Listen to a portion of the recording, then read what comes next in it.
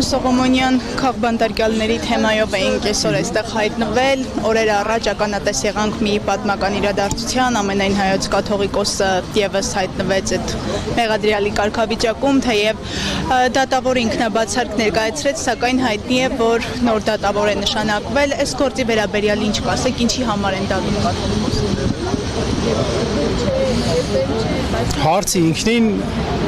շատ ողբերգական երանգներ ունի, դատում են կաթողիկոսին, 132 քահանայապետ ենք մենք ունեցել,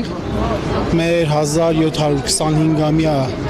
նվիրապետության ընթացքում, բայց կաթողիկոսին դատել չի եղել։ Ունեցել ենք դեպք, որ կաթողիկոսին խեղտամահ են արել, ունեցել ենք դեպք, որ շատ հին ժամանակներում կաթողիկոսը նահատակվել է, բայց շինծու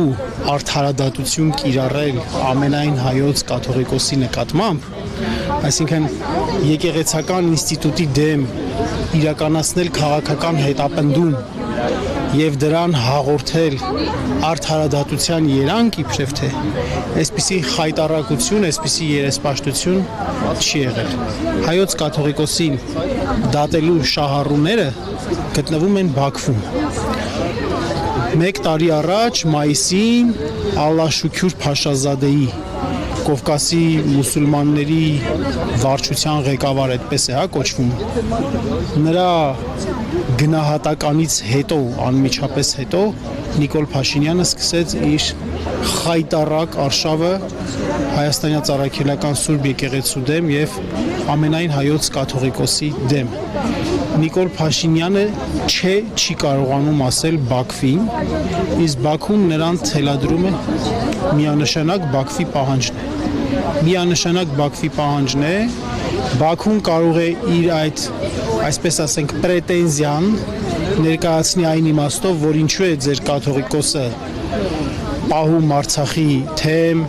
ինչու է արցախցիների իրավունքների հարց բարձրացնում տարբեր ատյաններում,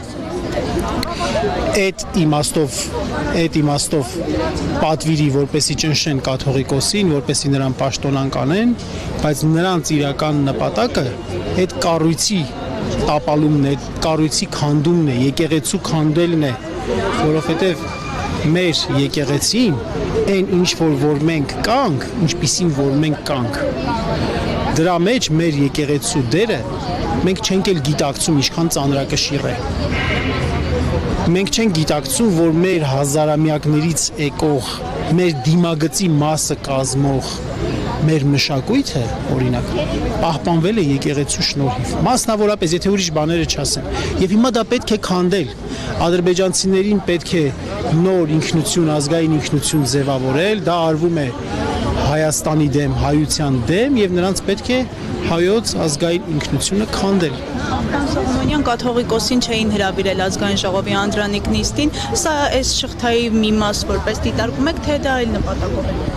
Դե բնականաբար դա ես շատ կզարմանայի,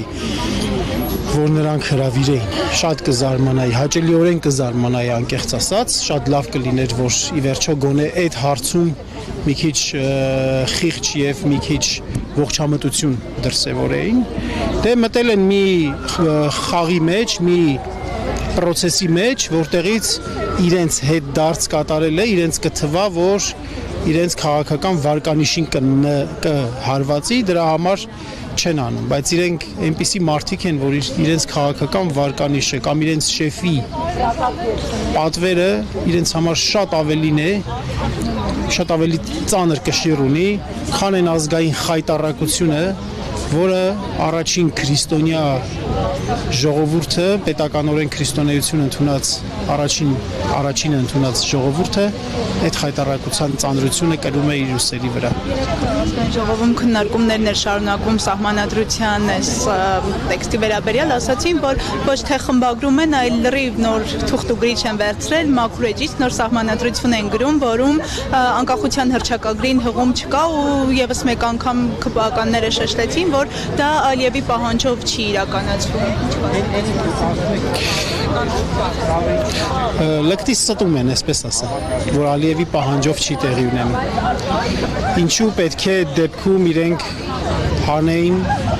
նախաբանը, ինչն էր խանգարում, նախաբանը ինչով էր խանգարում նրանց։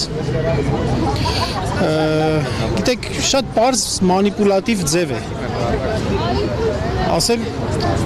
Ալիև ասում է փոխեք, իրենք էլ ասում են փոխում ենք, բայց քո պահանջով չենք փոխում։ Ալիև ասում է նախաբանը հանեք,